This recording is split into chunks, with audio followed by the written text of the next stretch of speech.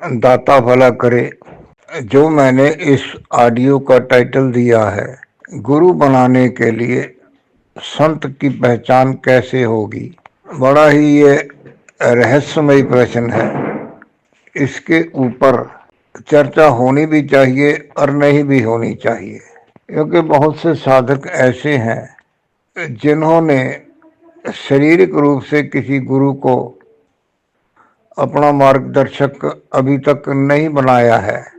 हाँ, उनके पास ये जो YouTube का साधन है, ये जो मोबाइल साधन है, इसमें बहुत कुछ इस रास्ते की बातें बताई जाती हैं, लेकिन फिर भी साधक कहीं ना कहीं जाके ये महसूस करता है कि मेरे को किसी शरीर रूपी गुरु को मिलना चाहिए। अब समस्या ये आती है कि संत की तलाश कैसे होगी। देखिए, संसार में समुद्र की गहराई नापी जा सकती है, पर्वत की ऊंचाई नापी जा सकती है, लेकिन किसी महापुरुष के ऊपर परमात्मा की कितनी कृपा है, इसके लिए कोई मीटर, कोई मशीन नहीं है। शरीर को रोग है, उसके लिए मीटर है, मशीनें हैं, बारीक से बारीक जांच हो सकती है, लेकिन जो असल रास्ता है इस इंसान को परमात्मा से मिलने का, परमात्मा को मिलाने का जो साधन है, उसके लिए गुरु का होना जरूरी है। संसार में कोई भी काम करना है, गुरु की सहायता ली जाती है। उस्ताद हैं, टीचर हैं, कारीगरी में सब तरह के जो हैं वो ज्ञान देने वाले, ज्ञान रखने वाले, किताबों में पढ़ के समझने और समझाने वाले बहुत से जो है ना वो गुरु मिल जाते हैं। लेकिन जो असल बंदगी का मार्ग है, जो भक्ति मार्ग है, उसके लिए गुरु विशेष का होना बहुत जरूरी है। अब सबसे पहले जो मैं आप जी के साथ चर्चा करूंगा अब वो ये है कि संत की पहचान क्या है। बहुत जटिल विषय है, पूरी तरह से मैं भी इसको स्पष्ट नहीं कर पाऊंगा, लेकिन मैं जितना कर पाऊंगा उतने में ही आपको जो है ना समर्थ गुरु का चयन करने में सहायता अवश्य होगी। सबसे पहले हम सुनते हैं किसी महापुरुष के बारे में कि वो बाबा जी हैं, उनके ऊपर परमात्मा की कृपा है, तो मन में एक जिज्ञासा होती है कि अभी विश्वास नहीं है, केवल इतनी सी इच्छा जागती है कि चलो मैं भी उनसे मिलता हूँ। और मिलने के लिए जाना पड़ता है। और सबसे जो पहली पहचान है वो ये है कि जो भी संत महात्मा हैं जिनके बारे में सुना गया है, उनका डेरा है, आश्रम है, या उनकी रिहाइश है, घर में रहते हैं या अलग किसी जगह पे रहते हैं, कोई उन्होंने अपनी संगत बनाई है या संगत नहीं बनाई है, नित्य नेम सत्संग करते हैं या नहीं करते हैं, ऐसी कोई भी जगह है तो उस महापुरुष के द्वार के भीतर कदम रखते ही सबसे पहले इस जीव को विशेष प्रकार की शांति का अनुभव होता है। ये सबसे पहली निशानी है।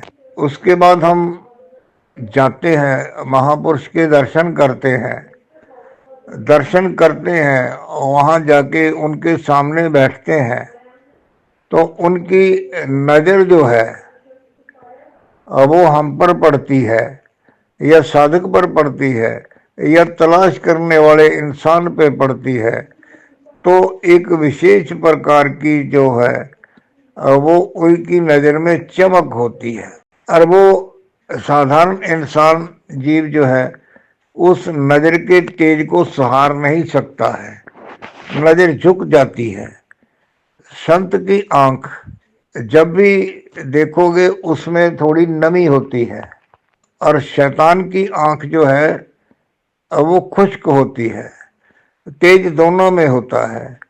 संत की आंख से शांति का अनुभव होता है, और ये दूसरी बात है। और इससे तीसरी बात जो है वो ये है कि जब हम जाते हैं, संत के पास पहुंचते हैं, बैठते हैं, नजर उनकी हम पर पड़ गई, तो उसके बाद बातों का सिलसिला जो है ना वो शुरू होना होता है।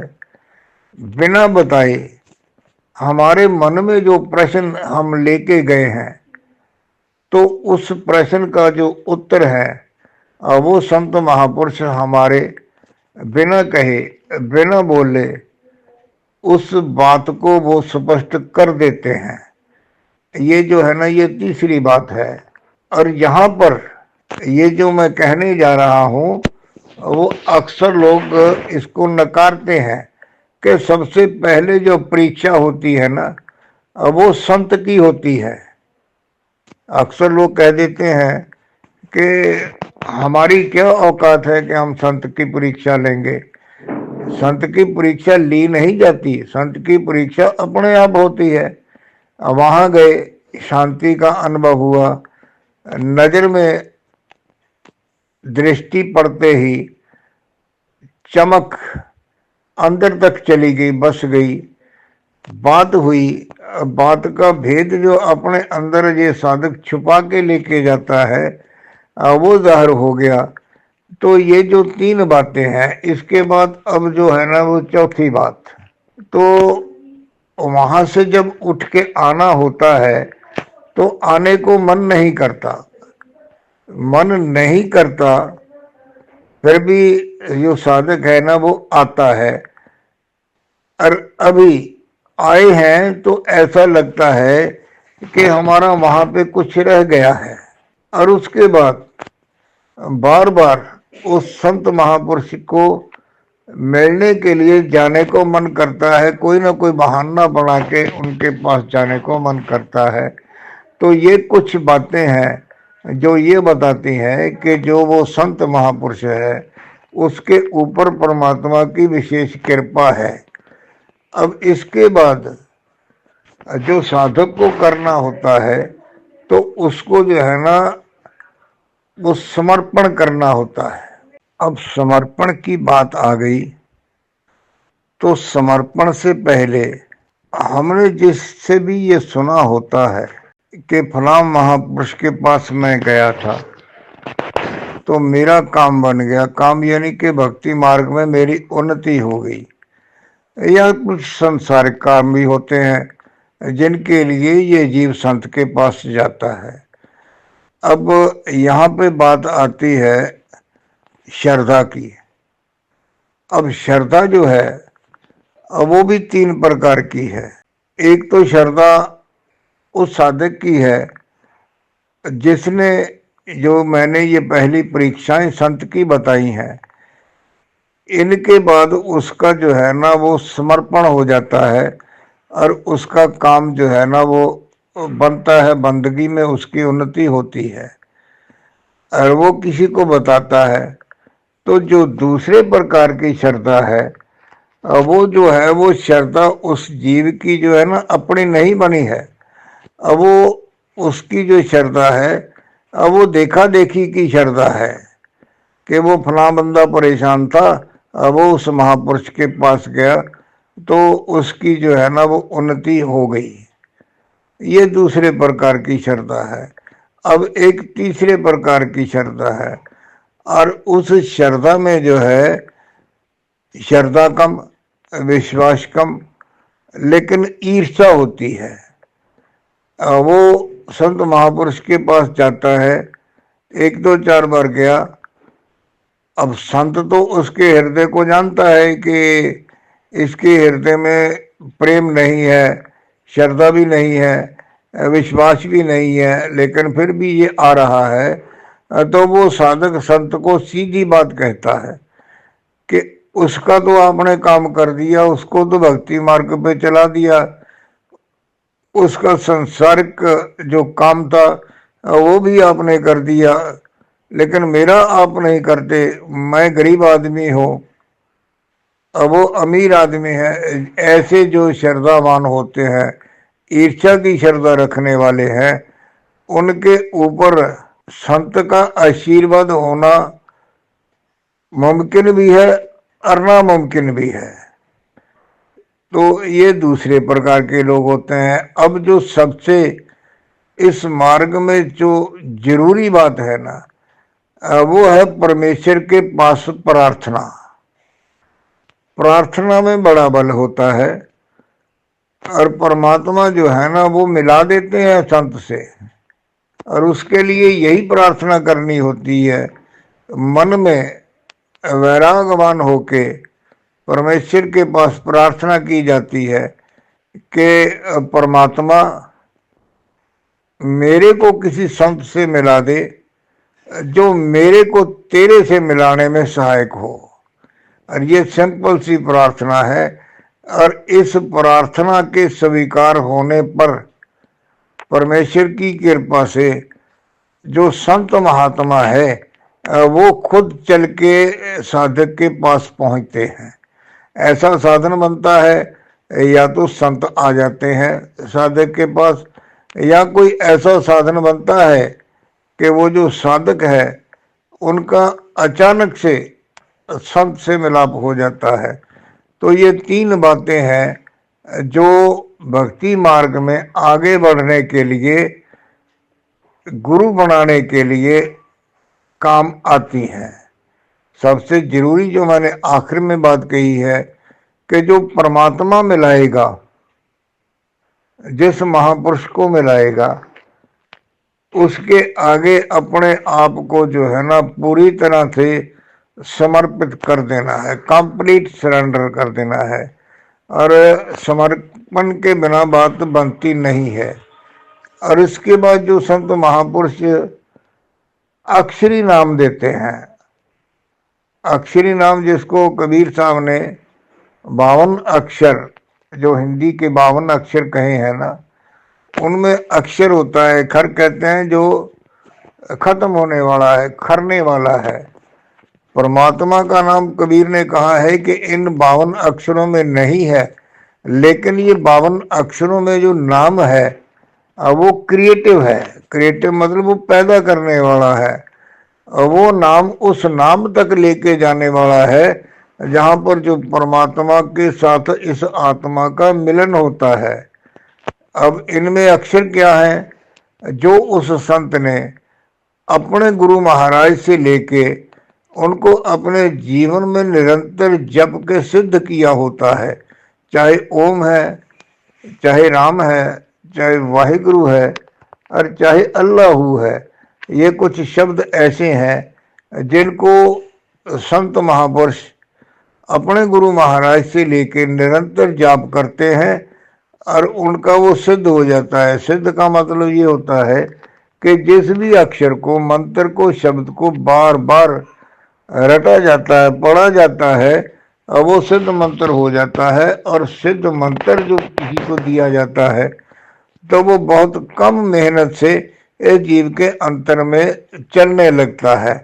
अब चलने लगने के बात को समझने के लिए यह है कि बचपन से लेके हमारे मन में विचार, विकार, संस्कार जो है ना वो भरे रहते हैं। और वो, जैसा मैंने आगे भी कई बार ऑडियोज में कहा है, अलग से भी कहा है, कि हमारा जो मन है ये स्टोरेज का काम करता है। इसमें हम ठूस ठूस के भरते रहते हैं। और वो जो हमारा सिमरण है, जो संत गुरु महात्मा ने हमको दिया, उससे ये आहिस्ता आहिस्ता ये है ना वो खाली होने लगता है। अक्सर लोग ये शिकायत करते हैं कि जब हम सिमरन के लिए बैठते हैं या वाणी पढ़ने के लिए बैठते हैं या पाठ करते हैं तो हमारा मन जो है ना ये हमें टिकने नहीं देता, ये हमें भटकाता रहता है। इधर उधर के ख्याल जो है ना वो हमें जुड़ने नहीं देते। तो यहाँ पे इस बात को ऐसे समझना है कि मन खाली हो रहा है, और एक दिन ऐसा आएगा कि ये मन खाली हो जाएगा, और खाली पात्र में जो डाला जाता है ना, तो वो वही शक्ल ले लेता है। वही जो सिमरन हमने किया जिससे ये मन का बर्तन खाली हुआ, तो इस बर्तन में मन के भीतर वो नाम अपने आप चलने लगता है। यानी जिसको अभ्यास मार्ग में अजपा जप कहते हैं। जप हो रहा है लेकिन हम कर नहीं रहे, लेकिन वो हो रहा है और वो सुनाई दे रहा है और निरंतर चल रहा है। इसके साथ जुड़ने को ही ध्यान का लगना कहते हैं। अक्सर लोग कहते हैं कि ध्यान लगाओ, समाधि लगाओ। मैंने बहुत सी ऑडियोज में ये कहा है कि ना तो आपको चक्रों के चक्कर में पड़ना है, ना आपको आंखों का जोर लगा के ध्यान लगाना है, ना आपने चुप करके बैठ के अपने आप को ऐसे चुप शांत करना है कि जैसे आप कहें कि मैं समाधि में जा रहा हूं, मैं मेडिटेशन कर रहा हूं। नहीं, सिमरन से अजपा जप, अजपा जप से जुड़ गए तो ध्यान लग गया। अब अजपा जप से जो है वो हमारे मन के जो विचार हैं वो शांत हो जाते हैं, और जो विचार शांत होते हैं तो उसके बाद जो है ना भांति भांति के नाद सुनाई देने लगते हैं। और सबसे पहले जो नाद सुनाई देता है, अक्सर जो साधकों को सुनाई देता है, अब वो है झिंगुर की आवाज़। झिंगुर की आवाज़ वो आवाज़ होती है जो सूरज छिपने के बाद रात शुरू होती है, तो उस वक्त जो है खाली खेत खलिहान में, जंगल बियाबान में एक टर टर की आवाज़ आती है। अब वो शुरू में वही आवाज़ आती है, उसके बाद वो आवाज़ बदलती रहती है, और बदलती बदलती वो जो आवाज़ है अब वो सन्नाटे की आवाज़ में तब्दील हो जाते हैं, यानी कंप्लीट साइलेंस, जिसको साइंसदानों ने सृष्टि के रचना होने पर जिसको ब्लैक होल का धमाका कहा है, उसके बाद जो शांति की आवाज़ बची, वो आवाज़ जो है वो आत्मा को परमात्मा से मिलाने वाली है। इसके ऊपर मेरे चैनल पे आपने बहुत सी ऑडियो जो है वो नाद के ऊपर सुनी है। अभी पिछले महीने 8-10 ऑडियोज हैं जो इस अवस्थाओं का जिक्र करने वाली हैं। अभी जो सबसे ज़रूरी था, जो भाई बहन कहते हैं कि हमें कोई गुरु संत महापुरुष से नहीं मिला, हमने किसी गुरु को धारण नहीं किया, हम गुरु की तलाश कैसे करें, सो उस सब्जेक्ट को लेके मैंने आज इस ऑडियो में बहुत सारी बातें आप जी के साथ साझा की हैं। आप इनको सुनिए, समझिए, अमल कीजिए। आपके जो भी इसके बारे में विचार हो, आप मेरे को, मेरा नंबर इस पे दिया है, उसके ऊपर व्हाट्सएप पे वॉइस मैसेज कीजिए। लिख के कुछ मत डालिएगा, क्योंकि मेरी नज़र कमज़ोर है तो मैं पढ़ नहीं सकता हूँ, मुझे किसी का सहारा लेना पड़ता है। तो आपके विचार जो हैं वो मेरे को आपके प्रश्नों के उत्तर देने में सहायक होते हैं। खुश रहो, दाता भला करे। धन्यवाद।